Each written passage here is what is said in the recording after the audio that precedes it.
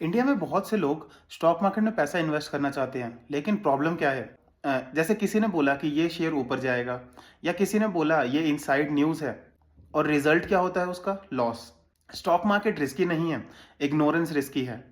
अगर आप Indian stock market में इन्वेस्ट करने का प्लान कर रहे हो, ये वीडियो एंड तक जरूर देखना।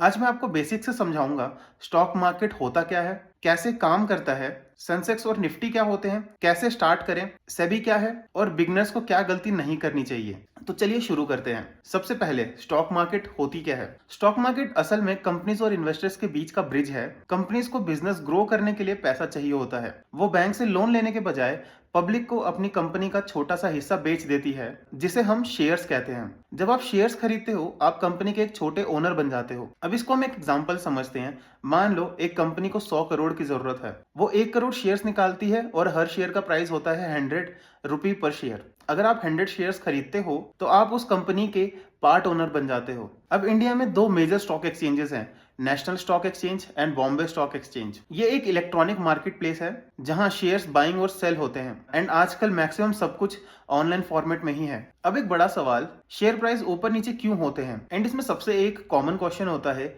शेयर का प्राइस चेंज कैसे होता है? इसका सिंपल सा रूल है, ज्यादा बायर्स होंगे तो प्राइस अप जाएगा, ज्यादा सेलर्स होंगे तो प्राइस डाउन जाएगा। ये डिमांड और सप्लाई का गेम है। लेकिन डिमांड क्यों बढ़ती या घटती है? इसके कुछ फैक्टर्स होते हैं, जैसे मान लीजिए कंपनी का profit, future growth expectations, government policies. जैसे अभी आप लोगों ने देखा होगा कि लास्ट बजट जो 2026 का आया है, उसमें सेमीकंडक्टर्स की प्रोडक्शन के लिए 40,000 करोड़ के आसपास गवर्नमेंट इन्वेस्ट करेगी अगले 2 से 3 साल में।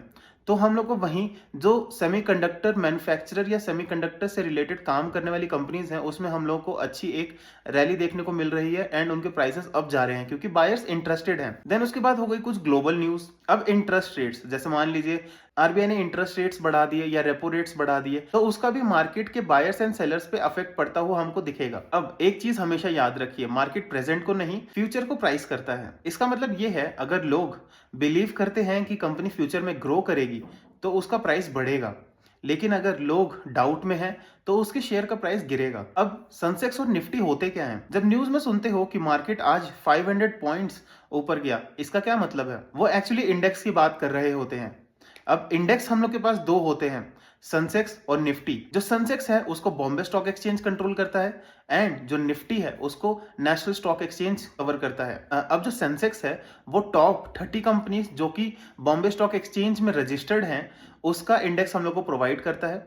एंड वहीं जो निफ्टी 50 है, वो टॉप 50 कंपनीज जो निफ्टी के साथ रजिस्टर्ड हैं, उसका हम लोग को इंडेक्स प्रोवाइड करता है। ये दोनों एक तरीके से इंडिया की इकोनॉमी हेल्थ का थर्मामीटर है। अगर सेंसेक्स और निफ्टी ऊपर जा रहे हैं, मतलब मेजर कंपनीज ग्रो कर रही हैं। अब एक चीज है, लॉन्ग टर्म में इंडेक्सेस जनरली ग्रो करते हैं क्योंकि इकोनॉमी ग्रो करती है। अब हम लोगों ने नेशनल स्टॉक एक्सचेंज और बॉम्बे स्टॉक एक्सचेंज के बारे में समझ तो लिया, बट इन दोनों को रेगुलेट कौन करता है? इन दोनों को रेगुलेट करती है हमारी गवर्नमेंट बॉडी, जिसका नाम है सेबी। इसकी फुल फॉर्म होती है securities and exchange board of India. अब जो सेबी है वो इंडिया का स्टॉक मार्केट रेगुलेटर है।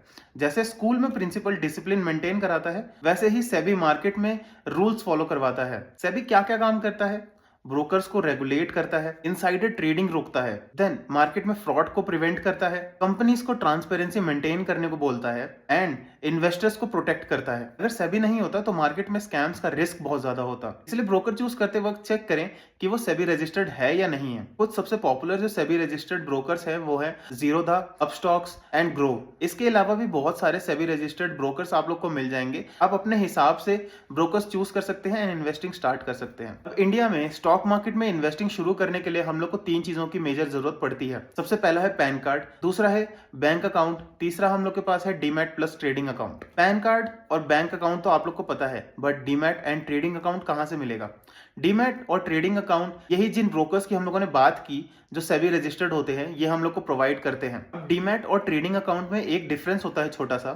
डीमैट अकाउंट जो होता है वो एक डिजिटल लॉकर होता है, एंड जहां आपके शेयर्स वगैरह स्टोर होते हैं जो भी आप बाइंग करते हैं। एंड जो ट्रेडिंग अकाउंट होता है उससे आप बाइंग एंड सेलिंग करते हो शेयर्स की। जनरली देखा जाए तो दोनों है एक ही प्लेटफॉर्म, एक ही तरीके से काम करते हैं, बस एक जगह हो रहा है कि स्टोर हो रहे हैं आपके शेयर्स, एंड एक जो है वो बेस प्रोवाइड कर रहा है जहां पर आप लोग अपने शेयर्स को सेल करेंगे एंड बाई करेंगे। जो नेक्स्ट टॉपिक हम लोग कवर करेंगे वो है इन्वेस्टिंग वर्सेस ट्रेडिंग। इन्वेस्टिंग में क्या होता है? इन्वेस्टिंग में हम लोग अच्छी कंपनी चूज करते हैं, सालों तक उसमें अपनी पोजीशंस को होल्ड करते हैं एंड कंपाउंडिंग का बेनिफिट लेते हैं। वहीं जो ट्रेडिंग है वो short term buying and selling होती है, हाई रिस्क होता है, उसमें इमोशनल कंट्रोल जरूरी है, टेक्निकल नॉलेज रिक्वायर्ड है बहुत सारी। अगर आप बिगनर है तो आपको सबसे पहले इन्वेस्टिंग स्टार्ट करनी चाहिए एंड आपको ट्रेडिंग की तरफ नहीं जाना चाहिए। अब रिस्क समझना भी जरूरी है क्योंकि स्टॉक मार्केट कोई एफडी नहीं है, यहाँ गारंटी नहीं होती। अब यहाँ पे कुछ टाइप के रिस्क होते हैं, जैसे मार्केट क्रैश हो सकती है, कंपनी फेलियर हो सकता है, इमोशनल डिसीजंस आपके द्वारा लिए जा सकते हैं, या मार्केट में आपको बहुत सारी वॉलेटिलिटी मिल सकती है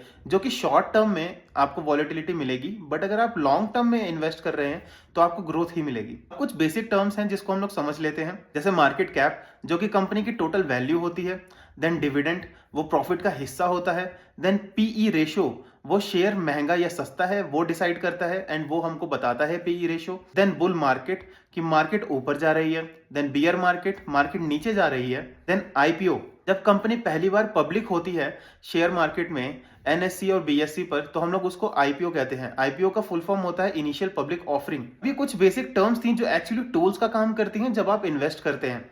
अगर आप किसी भी कंपनी में इन्वेस्ट करना चाहते हैं या आप किसी भी सेक्टर में इन्वेस्ट करना चाहते हैं या किसी भी इंडेक्स में इन्वेस्ट करना चाहते हैं तो आप सबसे पहले यही सारे टूल्स को देखेंगे सो दैट आपको पता चले कि मार्केट में क्या चल रहा है एंड आप जिसको खरीदना या बेचना चाहते हैं वो आपके लिए अच्छा है या नहीं है, या आपको इन्वेस्ट अभी करना चाहिए या नहीं करना चाहिए। तो हम कुछ गोल्डन रूल्स डिस्कस करते हैं बिगनर्स के लिए। हमेशा स्मॉल अमाउंट से स्टार्ट करो, इमरजेंसी फंड अलग से रखो, उसको कभी भी कहीं पे इन्वेस्ट करने की जरूरत नहीं है, वो आपके पास एक लिक्विड फॉर्म में होना चाहिए। जो आपकी कैपिटल है उसको हमेशा डाइवर्सिफाई करके इन्वेस्टमेंट करो, एंड जो भी टिप्स या तो व्हाट्सएप ग्रुप होगा या टेलीग्राम ग्रुप्स हो गए इनसे बचो, एंड हमेशा लॉन्ग टर्म की सोचो। अगर आप सोच रहे हो शॉर्ट टर्म में आके आप बहुत अमीर हो जाओगे तो स्टॉक मार्केट में ऐसा बिल्कुल भी पॉसिबल नहीं है। स्टॉक मार्केट में हमेशा डिसिप्लिन इंटेलिजेंस से ज्यादा मैटर करता है और ज्यादा इंपॉर्टेंट होता है। स्टॉक मार्केट जो है वो एक गैम्बलिंग नहीं है। अगर आप नॉलेज, पेशेंस और डिसिप्लिन के साथ इन्वेस्ट करते हो, ये लॉन्ग टर्म वेल्थ क्रिएट करने का काम करता है और एक बहुत पावरफुल टूल है। इसी के साथ हम लोग वीडियो एंड करते हैं। अगर वीडियो हेल्पफुल लगा हो तो लाइक करिएगा, शेयर करिएगा एंड सब्सक्राइब करिएगा। मिलता हूं आपके साथ नेक्स्ट वीडियो में।